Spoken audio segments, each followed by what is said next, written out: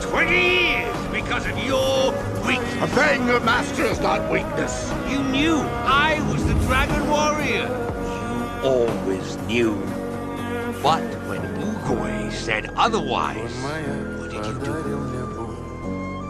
What did you do? Nothing. You were not meant to be the Dragon Warrior. That was not my fault. No. I have always been proud. I loved you too much to see what you were becoming. What I was turning you into. I'm sorry.